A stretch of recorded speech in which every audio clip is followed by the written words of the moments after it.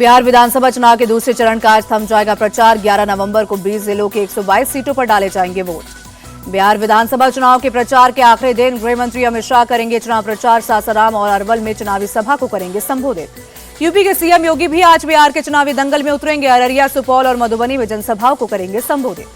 RJD नेता तेजस्वी यादव आज भी करेंगे धुआंधार प्रचार। 15 रैलियों को करेंगे संबोधित। रोहतास, कैमूर, सासाराम, औरंगाबाद और जहानाबाद में करेंगे सभा। कांग्रेस नेता राहुल गांधी आज किशनगंज और पूर्णिया में करेंगे चुनाव प्रचार। जनसभा को करेंगे संबोधित। बिहार चुनाव के लिए पीएम मोदी ने बेतिया में की आखिरी जनसभा। कहा, रैली की शुरुआत जननायक कर्पूरी ठाकुर की जन्मभूमि से की थी, समापन बापू की सत्यग्रह की भूमि से कर रहा हूं। बेतिया की रैली में पीएम मोदी ने बिहार में एनडीए सरकार बनने का दावा किया। कहा, मैं सरकार के शपथ ग्रहण में शामिल होने पटना आऊंगा। आखिरी रैली में आरजेडी कांग्रेस पर गरजे पीएम। कहा, जंगलराज वालों ने बिहार को बर्बाद किया, इन्होंने सिर्फ अपनी तिजोरी भरी।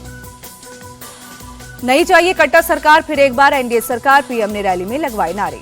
पीएम के बयान पर कांग्रेस चीफ खड़गे का पलटवार। पूछा, पिछले 20 साल में आपने खुद जंगलराज को क्यों नहीं खत्म किया। गृह मंत्री अमित शाह ने बिहार में कटिहार, सुपौल और पूर्णिया में की जनसभा। बोले, महागठबंधन बिहार का भला नहीं कर सकता। कैमूर की रैली में बोले रक्षा मंत्री राजनाथ सिंह, बिहार में अब कट्टा नहीं बल्कि तोप बनेगा। यूपी के तरह डिफेंस कॉरिडोर बनेगा। यूपी के सीएम योगी ने मोतिहारी, पिपरा और अतरी में रैली को किया संबोधित। बोले, विकास का पहिया एनडीए के नेतृत्व में ही चलेगा। आरजेडी नेता तेजस्वी यादव ने 3 जगहों पर रैली की। गयाजी में बोले, व्यवस्था परिवर्तन के लिए जनता सड़कों पर उतर चुकी है। कांग्रेस सांसद प्रियंका गांधी ने कटिहार के कदवा और बरारी में की जनसभा। पूर्णिया में भी रैली को संबोधित किया। बिहार चुनाव पर बीजेपी चीफ नड्डा ने इंडिया टीवी से खास बातचीत की। कहा, आरजेडी का मतलब रंगदारी, जंगलराज और दादागिरी है। जेपी नड्डा बोले, लालू राज में शिक्षा का स्तर गिरा, स्कूल कॉलेज का विकास ठप हो गया था। 2005 के बाद बिहार ने बदलाव की करवट ली। बिहार चुनाव के बीच लालू यादव के बड़े बेटे तेजप्रताप को मिली Y+ सिक्योरिटी। गृह मंत्रालय का बड़ा फैसला। बीजेपी सांसद रवि किशन ने से लगातार दूसरे दिन मुलाकात पर बोले तेजप्रताप, ये महज एक इत्तेफाक है। सेकंड फेज की वोटिंग से पहले ही आरजेडी के कार्यकर्ता गदगद पोस्टर लगाकर तेजस्वी को बताया अगला सीएम। हाजीपुर में स्ट्रांग रूम में गड़बड़ी के आरोप पर चुनाव आयोग ने दिया जवाब। कहा, तकनीकी खामी की वजह से कुछ देर बाद रुका रहा सीसीटीवी कुछ ही मिनट में चालू कर दिया गया। समस्तीपुर में कूड़े में मिली वीवीपैट पर्चियों के मामले में एक्शन। एआरओ समेत 2 अधिकारियों को हटाया गया। जनसुराज श्री प्रशांत किशोर ने मधुबनी में किया रोड शो। कहा, जनसुराज को वोट दिया तो युवाओं को कमाने बाहर नहीं जाना होगा। एआईएम प्रमुख ओवैसी ने किशनगंज में की रैली। बोले, तुम अगर जालिम हो तो टीपू सुल्तान आएगा। इंडियन इंक्लूसिव पार्टी के अध्यक्ष आईपी गुप्ता का सहरसा के प्रचार के दौरान वीडियो वायरल। उनके सामने नारेबाजी कर रहे एक शख्स को जेडीयू नेता चुन्नी मियां ने मारा थप्पड़। बिहार के मधुबनी में वो भोजपुरी स्टार पवन सिंह की रैली में नहीं पहुंचने पर लोगों ने किया हंगामा। भीड़ ने तोड़फोड़ की। बीजेपी सांसद मनोज तिवारी ने पश्चिम चंपारण में चुनाव प्रचार के दौरान गाया गाना। उनकी पत्नी ने भी दिया साथ। उत्तराखंड स्थापना दिवस पर पीएम मोदी देवभूमि को देंगे बड़ी सौगात। आज 8,140 करोड़ की अलग अलग परियोजनाओं का उद्घाटन और शिलान्यास करेंगे। देहरादून में सचिवालय और विधानसभा पर शानदार सजावट। स्थापना दिवस से पहले की गई लाइटिंग। उत्तराखंड हीरक जयंती दिवस पर लखनऊ में भी होगा महोत्सव। सीएम योगी करेंगे उद्घाटन। यूपी के सीएम योगी आज कुशीनगर दौरे पर भी जाएंगे। भदंत ज्ञानेश्वर को श्रद्धासुमन अर्पित करेंगे। निर्माणाधीन कृषि विश्वविद्यालय का भी कर सकते हैं निरीक्षण। 11 नवंबर से 2 दिन के भूटान दौरे पर जाएंगे पीएम मोदी। द्विपक्षीय बैठक समेत कई मुद्दों पर बात करेंगे।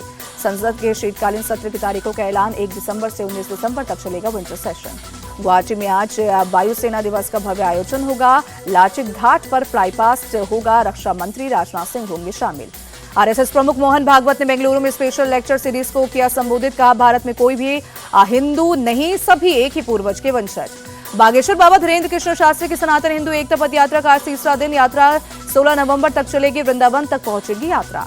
टीएमसी विधायक हुमायूं कबीर ने फिर दिखाई बगावत। 22 दिसंबर तक नई पार्टी बनाने का किया ऐलान। वही दिल्ली में एक क्रिएटिव इकोनॉमी फोरम का प्रोग्राम। इंडिया टीवी के editor in chief Rajat Sharma ने आपकी अदालत शुरू करने के पीछे की सोच बताई। डीफेक वीडियो के बढ़ते खतरे से रजत शर्मा ने किया आगाह। कहा, फेक न्यूज से बचने के लिए डीफेक वीडियो पर जागरूकता बढ़ाने की जरूरत है। दिल्ली के स्प्रिंग डेल्स स्कूल के 70वें एनुअल डे सेलिब्रेशन में बतौर चीफ गेस्ट पहुंचे रजत शर्मा। बच्चों को बेहतर भविष्य की राह दिखाई। जम्मू कश्मीर में एक पूर्व सरकारी डॉक्टर के लॉकर से AK-47 राइफल मिली। पुलिस कर रही है पूछताछ। यूपी के सीतापुर में एक मदरसे में नाबालिग छात्रा से रेप का मामला आया सामने। पुलिस ने मामला दर्ज कर मौलाना की तलाश शुरू की। पत्नी को हिरासत में लिया। यूपी के सहारनपुर में बदमाशों के हौसले बुलंद। बजरंग दल के पदाधिकारी शिवम समेत 3 लोगों पर हमला। SIA ने मुंबई इंटरनेशनल एयरपोर्ट में से नार्को टेरर मॉड्यूल के सरगना को किया गिरफ्तार। 2023 से फरार था पुंछ निवासी मोहम्मद अशरफ। यूपी के फिरोजाबाद में पुलिस का अभियान, 2 मस्जिदों से तेज आवाज में बजने वाले लाउड स्पीकर को उतरवाया। उत्तर प्रदेश के मुजफ्फरनगर में पुलिस ने मानकों के खिलाफ लगे लाउड स्पीकर को ऊपर लिया एक्शन। करीब 15 लाउड स्पीकर को मस्जिदों से उतरवाया गया। यूपी के मुरादनगर में पुलिस से मुठभेड़ में 2 बदमाश गिरफ्तार। जवाबी कार्रवाई में एक को लगी गोली। साउथ अफ्रीका के खिलाफ तीसरा वनडे जीतकर पाकिस्तान ने रचा इतिहास। पहली बार घर में साउथ अफ्रीका से जीती वनडे सीरीज।